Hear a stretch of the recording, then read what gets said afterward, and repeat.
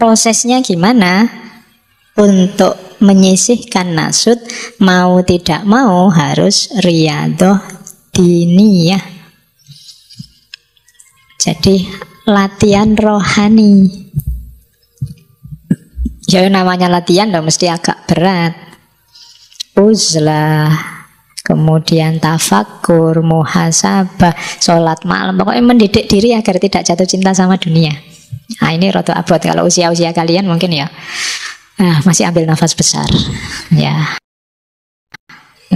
Jadi ya abot. Ya semangatmu kan naik turun. Kayak gini, wah semangat saya mau riyadhah. Riyadhah apaan nih? Iya. Ya kan, kamu sholat subuh on time itu sudah alhamdulillah. Ya, jadi ya masih ingat sholat subuh kan luar biasa. Tidak usah lah tahajud-tahajud itu apa nih. Jadi sholatnya subuh. Kemarin saya baca di mana itu, kenapa di Indonesia banyak orang sholat subuhnya kesiangan, karena salah nama. Kalau di beberapa kitab sholat subuh itu namanya sholat fajar. Di Indonesia subuh lebih terkenal. Kalau sholat fajar ya waktu fajar. Jadi ketika diganti sholat subuh ya berarti tidak harus fajar, pokoknya subuh niatnya. Oke, ya argumennya apa gue. Jadi mari kita jadi besok di situ diganti ya sholat fajar gitu kan. Sholat fajar waktunya fajar berarti tidak waktu subuh.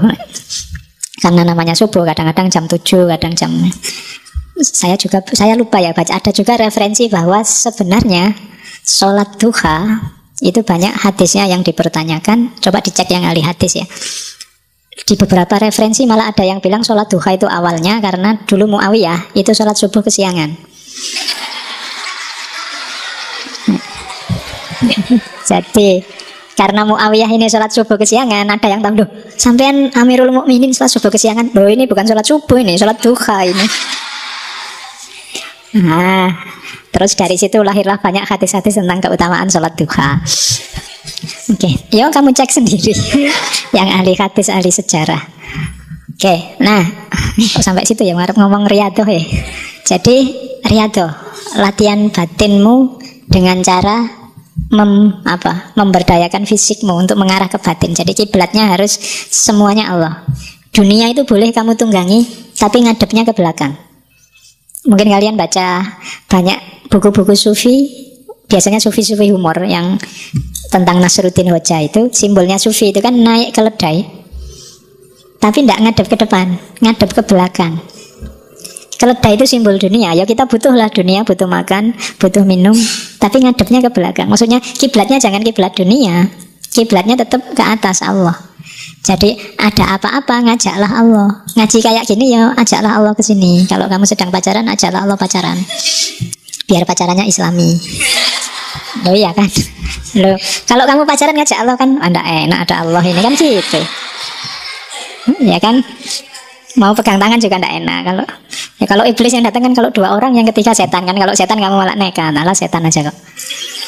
Ya, kadang-kadang yang ketiga setan itu setannya malah nganggur, belum diapa-apain kamu sudah kreatif. Ya. Jadi paling setannya wah ndak enak jadi obat nyamuk jangan. Ya, kamu belum digodain kamu sudah kreatif sendiri. Jadi oke. Maka ya.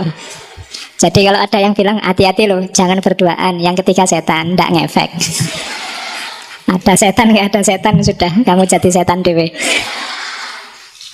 Oke, nah riyadhah diniyah itu latihlah dirimu biar tidak nek bahasa Jawanya dulu kiai-kiai bilangnya kepencut, terpesona, jatuh cinta dengan dunia di level apapun. Bukan berarti kamu tidak butuh dunia, butuh, tapi dia rankingnya bawah, tidak penting. Punya uang banyak syukur, tidak punya uang tidak apa-apa. Punya pacar cakep syukur, tidak punya pacar ya cari. Loh ya kan harus nikah makanya nyari pacar, ndak apa-apa, nggak pakai galau, biasa aja. Yang jomblo santai, yang punya pacar juga santai. Dunia. Nah, jadi ndak jatuh cinta meskipun butuh. Kesini dikasih minum ya syukur, nggak dikasih minum ya minta. Ya minta, nggak dikasih baru ndak apa-apa nggak dikasih. Oke, jadi itu riyadhah. Begitu kamu ndak lagi terpesona, ndak lagi jatuh cinta oleh dunia, maka jiwamu mulai kompatibel sama Allah. Tapi kalau dunia masih bikin kamu sibuk, cirinya yang gampang tadi, kamu masih banyak ketakutan-ketakutan, kekhawatiran-kekhawatiran, ya agak susah Allah masuk. Ya mungkin kalau Allah itu sudah Pentium 4, mungkin dirimu masih Pentium lama itu yang berapa itu. Jadi nggak masuk. Programnya Allah terlalu tinggi. Maka riyadhah, latihan. Riyadhah yang paling efektif itu yang istiqomah tadi. Makanya Nabi bolak-balik nyuruh istiqomah, itu melatih diri. Mungkin tidak urusan kuantitasnya, tapi kualitasnya.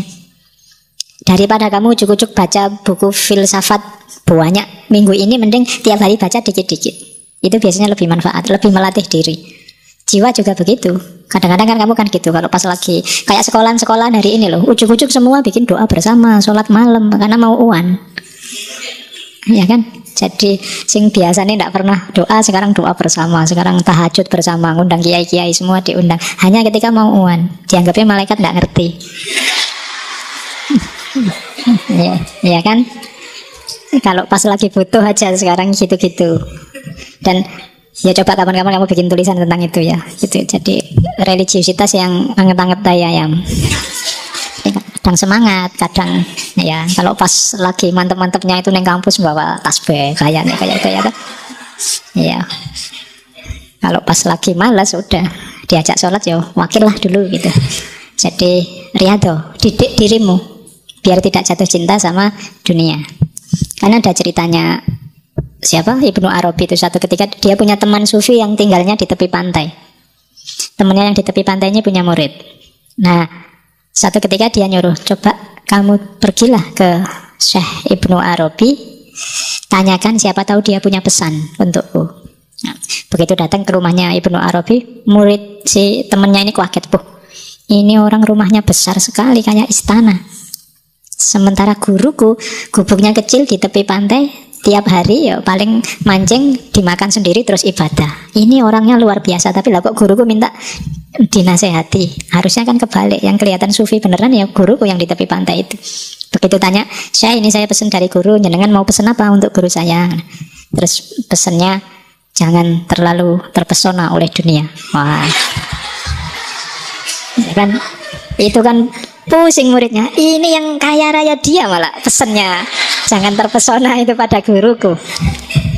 Oke, begitu dia pulang cerita ke gurunya, pesennya itu saya. Gurunya ini langsung nangis. Wah, lah kok jenengan nangis kenapa? Berarti ya, jadi dia ngaku bahwa selama ini saya itu makan itu hanya dari mancing sendiri, kadang hanya duri-durinya yang tak makan. Tapi sambil makan, aku sambil mikir, ini kalau nggak cuma durinya, ada dagingnya mestinya enak.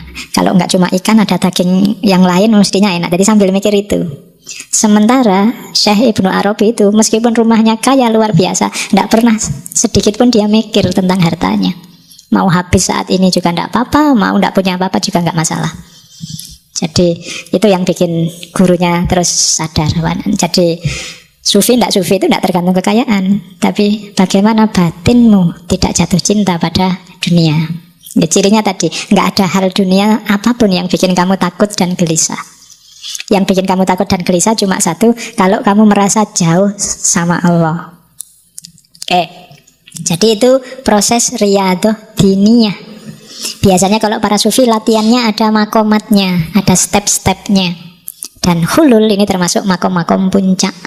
Kalau di Ghazali puncaknya ma'rifat, pemahaman puncak tentang Allah. Kemarin kita sudah bahas Ghazali di filsafat kebahagiaan. Karena begitu orang sudah mencapai ma'rifat, dunia nggak akan bisa nipu dia lagi. Ketika dunia nggak nipu dia, otomatis dia bahagia. Semua sumbermu gelisah selama ini kan selalu tentang dunia. Begitu dunia nggak merisaukanmu, kamu lebih cepat bahagianya. Nah, maka perlu riyadhah diniyah, mujahadah. Oke. Subscribe dari kalian sangat berarti buat saya ya, dan membuat saya bahagia. Tolong didukung subscribe dengan ikhlas ya, jika konten saya ini menarik buat kalian. Terima kasih.